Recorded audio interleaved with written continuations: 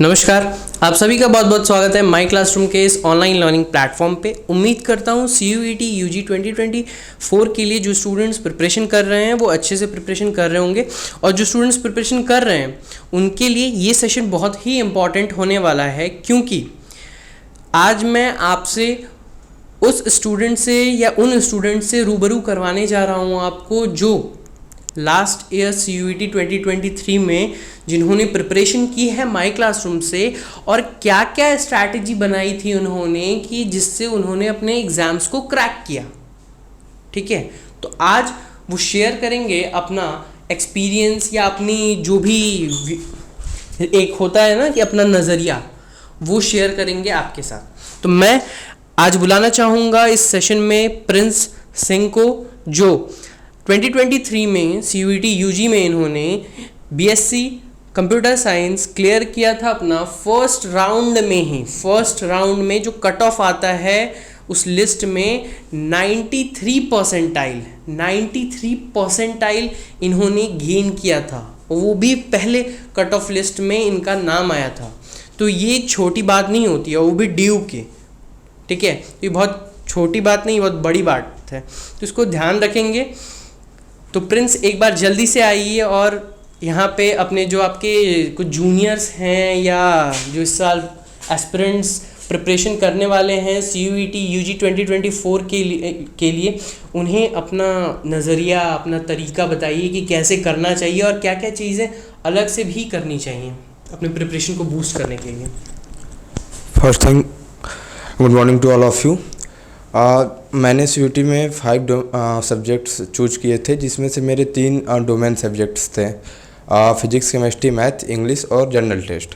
मैंने जो इंग्लिश और जनरल टेस्ट है वो जनरल टेस्ट में जो मेरे टीचर थे वो काफ़ी सपोर्टिव थे। जो वो पढ़ाते थे जनरल टेस्ट में काफ़ी अच्छे तरीके से, काफ़ी ट्रिक्स से वो बहुत अच्छा कॉन्सेप्ट देते थे, जिनकी वजह से हम लोगों को जनरल टेस्ट के लिए कहीं और मतलब ऑनलाइन प्लेटफॉर्म से या कहीं और से प्रिपरेशन करने की ज़रूरत नहीं पड़ी थी।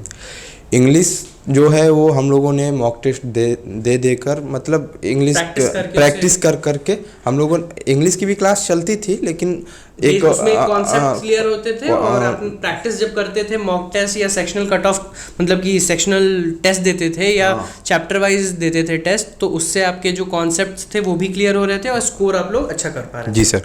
जैसे कि उसके बाद जो हम लोगों के ये 3 मेन डोमेन सब्जेक्ट्स है, फिजिक्स, केमिस्ट्री, मैथ, ये हम लोगों ने जो हमारे टीचर्स थे काफ़ी सपोर्टिव थे। हम लोगों को इंस्टीट्यूशंस के द्वारा प्रैक्टिस सेट प्रोवाइड कराए जाते थे। जब वो हम लोगों को शेड्यूल भेजा जाता था कि कल कौन सा, जैसे हम लोगों की क्लास चलती थी 8 से 1, उसके बाद हम लोगों को 1.5 घंटे का डाउट सेशन चलता था। तो जब हम लोग 3:30 बजे फ्री होकर कोचिंग से जाते थे तो हम लोगों को 4 बजे शेड्यूल आ जाता था कि कल कौन सी क्लास किस टॉपिक पे चलने वाली है।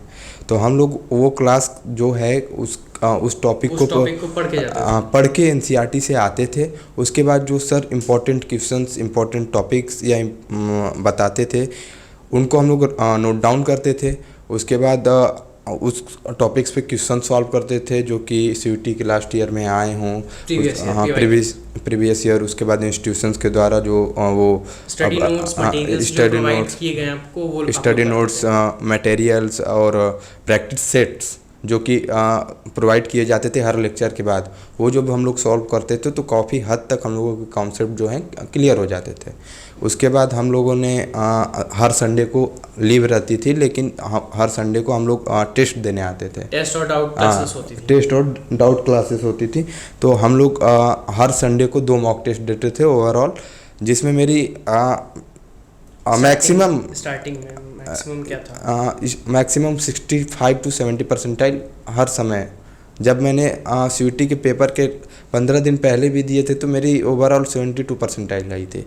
उसके बाद ऐसा क्या हुआ आपके साथ कि अचानक से आपका 93 परसेंटाइल आ गया? क्या आपने 15 दिन में किया? 15 दिन में मैंने लगातार मॉक टेस्ट दिए। मैंने हर एक दिन में 2 मॉक टेस्ट डेली देने शुरू किए, क्योंकि मैं जानता था कि 73 परसेंटाइल पे कोई अच्छा कॉलेज मुझे नहीं मिलने वाला है।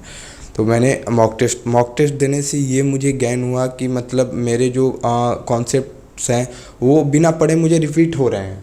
बार बार चीज़ें दिमाग में आ रही हैं, बैठ गई हैं अच्छे से। बार बार दिमाग में चीज़ें आ रही हैं, बैठ गई हैं। सीयूईटी के पेपर का जो डर था हम लोगों के अंदर से काफ़ी हद तक क्लियर हो गया था कि मतलब हो जाएगा। और इसमें सबसे इम्पॉर्टेंट चीज़ ये बताइए कि आखिर में जो आप लोग टेस्ट देते थे, जो लैब है, उसका क्या फ़र्क पड़ा जिसमें आप लोग बैठ करके अपना सीबीटी टेस्ट देते थे, मॉक टेस्ट? इसका सबसे पहला फ़र्क ये था कि ये जो हम लोगों का सीबीटी टेस्ट था ये लेटेस्ट पैटर्न पे था, तो हम लोगों को पैटर्न की भी काफ़ी सूझबूझ हो गई कि नहीं क्या पैटर्न क्या पैटर्न है, कैसे एग्ज़ाम में अगर जाना है, हमें एग्ज़ाम सेंटर पे अगर जाते हैं तो कैसे बैठना है, क्या क्या चीज़ें लेकर के जानी है, क्या क्या चीज़ें अवॉइड करनी है, ये सब का नॉलेज मिला है हम लोगों को। उसके बाद जो इसमें हम लोगों को सीबीटी के जो क्वेश्चंस थे जो आप लोग देते थे, उसमें क्वेश्चंस जो सीबीटी के पेपर से कुछ लेवल थोड़ा सा मॉडरेट कह सकते हैं या मॉडरेट, मैक्सिमम मॉडरेट, क्योंकि हाई भी थे तो हाई तो जो सब्जेक्ट हम लोगों के वीक होंगे वो हम लोगों को हाई ही लगेंगे, वो इजी आए, मॉडरेट आए या हाई आए उससे कोई फ़र्क नहीं पड़ता है। उसके बाद हम लोगों ने फिर डाउट सेशंस भी लिए जिसमें हम लोगों को काफ़ी डाउट्स हम लोगों को मैथ और केमिस्ट्री में होते थे। तो जो मैथ केमिस्ट्री की क्लासेस हम लोगों की क्लासेस जिस दिन पेपर था 5 मई को, उसके एक दिन पहले तक हम लोगों ने क्लासेस ली हैं। 6 जून सॉरी 6 जून को 21 मई से शुरू था पेपर हम लोगों का, जो मेरा 5th को पड़ा था, तभी मैंने 5 जून को तभी मैंने 30 मॉक टेस्ट दिए थे। डेली रेगुलर बेसिस पे मैंने 2 मॉक टेस्ट दिए थे। बिल्कुल सही चीज़ किया था आपने। उसके बाद हम लोगों ने फिर जब ये और काफ़ी सपोर्टिव टीचर्स भी रहे हैं और एक अच्छा माहौल भी मिला है यहाँ पे। हम लोगों के बैच में 60 या 75 के लगभग स्टूडेंट्स थे जो कि काफ़ी अच्छे भी थे, काफ़ी सपोर्टिव भी थे, और हम लोगों के टीचर्स भी काफ़ी अच्छे थे जो कि हर जगह सपोर्ट। जब हम लोग मॉक टेस्ट देते थे तो वो बगल में बैठ के क्वेश्चन सॉल्व कराते थे, जो क्वेश्चन हम लोगों से नहीं होते थे उनका कॉन्सेप्ट भी हम लोगों को समझाते थे।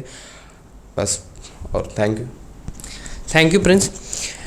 तो मैं ऐसे ही प्रिपरेशन के लिए बार बार आप लोगों से कहता हूँ कि अगर आपको सीयूईटी या कोई भी एग्ज़ाम क्रैक करना हो तो ये ज़रूरी नहीं है कि जो आने वाला है उसको आप टू द पॉइंट रटें। रटना एक सॉल्यूशन नहीं है, आपको समझना है, समझ करके फिर उसको उस तरीके से कि एग्ज़ाम में कैसे पूछा जा सकता है वैसे उसे करना है।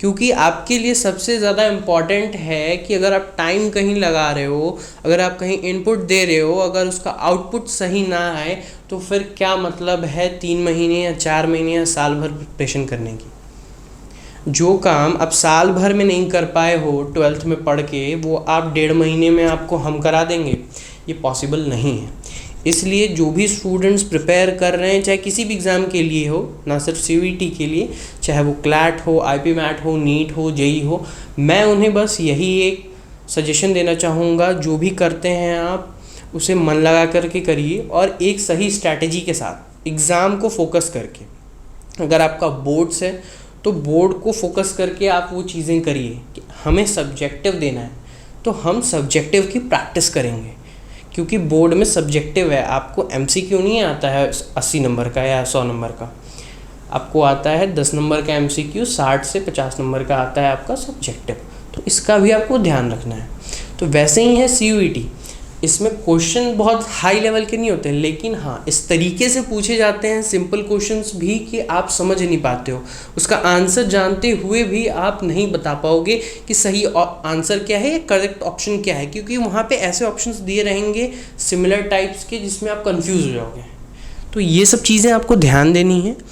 उम्मीद करता हूँ आप सभी को ये सेशन अच्छा लगा होगा और ऐसे ही स्टूडेंट्स को हम आपसे रूबरू करवाएंगे। और भी कुछ स्टूडेंट्स हैं जिन्हें हमने इनवाइट किया है, जल्द ही उनके साथ भी हम एक इंटरव्यू सेशन करेंगे और उनका भी एक्सपीरियंस आपके साथ शेयर करेंगे। ठीक है, मैं एक इम्पॉर्टेंट बात ये बताना चाहता हूँ, जैसा प्रिंस ने बताया कि जो भी टॉपिक के शेड्यूल जाते थे और वो लोग एनसीईआरटी से पढ़ कर के आया करते थे, एटलीस्ट ये काम सभी लोगों को करना चाहिए। चाहे वो किसी भी एग्ज़ाम के लिए प्रिपरेशन कर रहे हैं तो वो जो बुक प्रेफर करते हैं ना आप, अगर डोमेन के लिए मैं बता रहा हूँ स्पेशली, उसे आप पढ़ करके ज़रूर जाइए क्लास में। जिससे आपको फ़ायदा क्या होगा कि मान लीजिए आपको कोई टॉपिक नहीं समझ में आया, तो आपको ये पता है कि हमें ये टॉपिक समझ में नहीं आया, तो हम क्लासेस में पूछेंगे ये चीज़ें टीचर्स से। अगर आप ये सोचेंगे कि हम 2 क्लास में पढ़े, 3 क्लास में खाली चैप्टर पढ़ें, उसके बाद फिर हमें डाउट हो, अगर डाउट नहीं हुआ तो अलग डाउट है कि डाउट क्यों नहीं हुआ। ये भी खुद से सवाल पूछना है कि हमें ऐसा क्या सर ने पढ़ा दिया कि हमें डाउट ही नहीं हो रहा, या तो टीचर सही नहीं है या तो हमें समझ में नहीं आ रहा है, इसलिए हमें कोई डाउट नहीं हो रहा। इस बात पे ज़्यादा ध्यान देना है, ठीक है। उम्मीद करता हूँ आप सभी को सेशन अच्छा लगा होगा।